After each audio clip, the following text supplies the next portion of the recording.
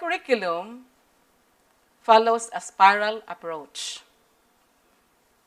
The content builds on the different subjects and increases in complexity.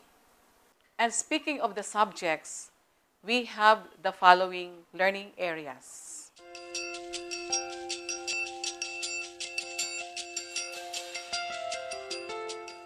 Integrated language arts consist of mother tongue, English, and Filipino. These focus on the development of literacy and numeracy skills and learning of concepts in the mother tongue from grades 1 to 3, and later will transfer to the second language, namely Filipino and then English. The macro skills like listening, speaking, reading, writing, and viewing will be spirally done across the grade levels and across the languages. The ultimate goal is communicative competence, both oral and written, in 3 languages. For science, the overarching goal is to develop scientific literacy among the students so that they will become informed and participative citizens of the country. In a way, they can make judgment and decisions regarding applications of the scientific knowledges that they have learned from the school across the social, the health, and environment. The science curriculum promotes a strong link between science and technology, including indigenous technology, keeping our country's cultural uniqueness and peculiarities intact. For elementary mathematics, basic concepts and ideas, skills and processes on numbers and number sense, geometry, measurement, patterns and algebra, probability and statistics as in list, using appropriate technology in critical thinking, problem solving, reasoning, communicating, making connections, representations, and decisions in real life. Ang araling panlipunan, ito ay isang asignatura na nagtuturo ng mga konsepto sa pananagutang pangsarili, pamilya, kapwa, bansa o daigdig, at Diyos.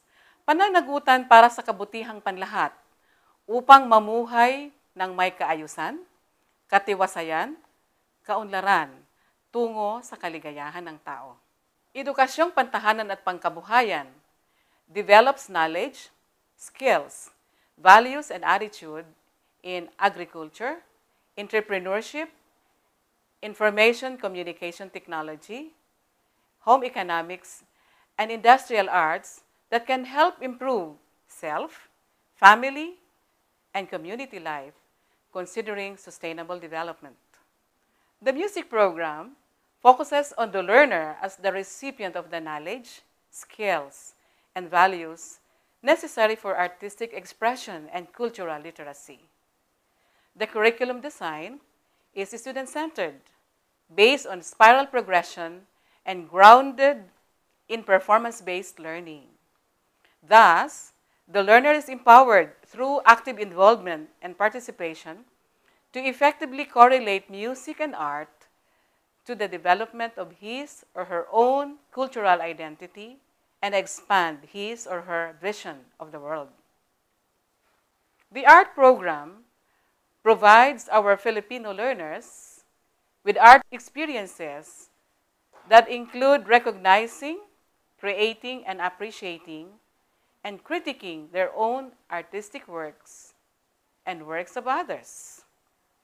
From kindergarten, art instruction begins with creative exploration of art materials, concepts, and processes found in the Philippines and in other countries.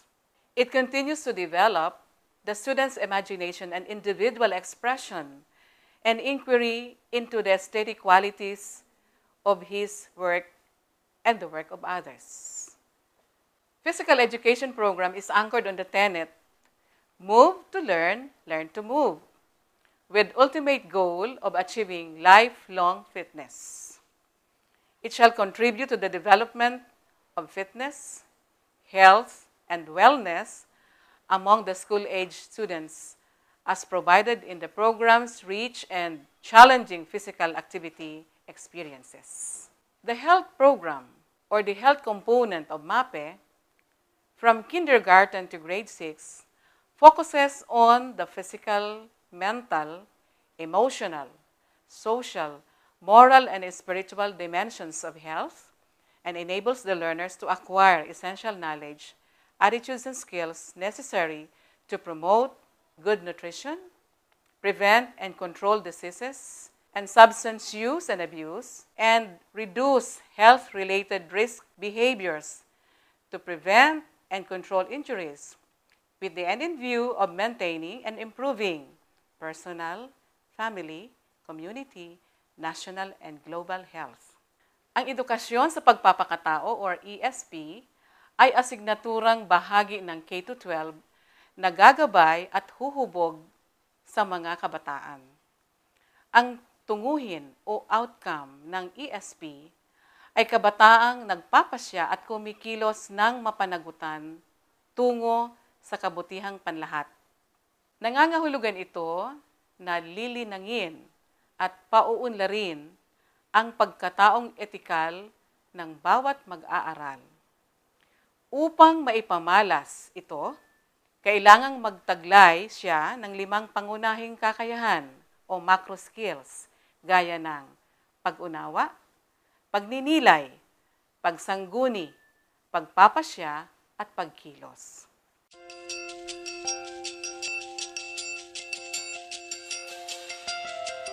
The medium of instruction to be used by teachers in managing the lessons would be the mother tongue, except for English and Filipino, from kindergarten to grade 3. From grades 4 to 6, the medium of instruction would be English or Filipino.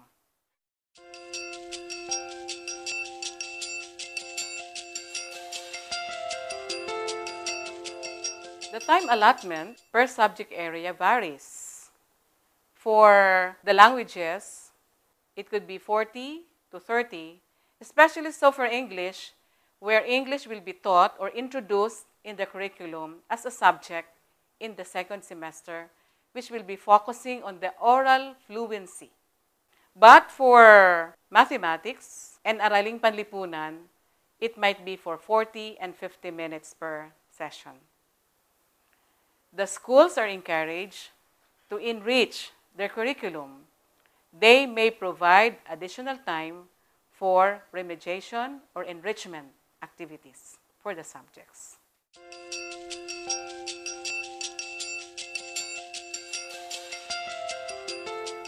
In the DepEd order regarding the implementing guidelines of grades 1 to 10 of the K-12, you will find sample class programming like this. The school, however, is encouraged to enrich or tinker with the sample class programming provided in the DepEd order. They may enrich by way of increasing the time allotment or enriching the content of the lesson.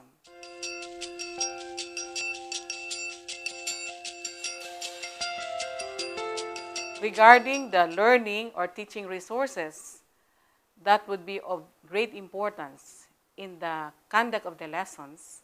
I would like to inform our listening grade 1 teachers that they can make use of existing materials in their schools.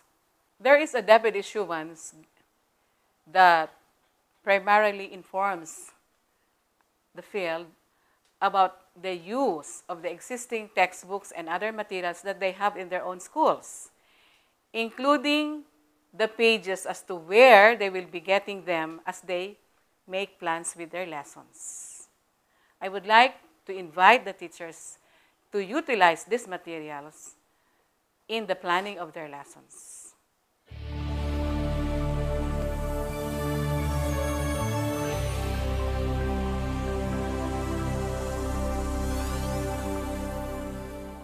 At the opening of classes in June 2012, we will be rolling out the first parts of the curriculum for grade 1 and grade 7. This is not a perfect curriculum. There's much for us to work on. There will be many learning curves that we will need to meet and challenges to still be able to resolve. But I think with your help, we will be able to roll out a program that we can keep improving over the next 4 or 5 years. Maganda po ang ating K12 program. Ito po ay ginawa ninyo para sa Pilipino.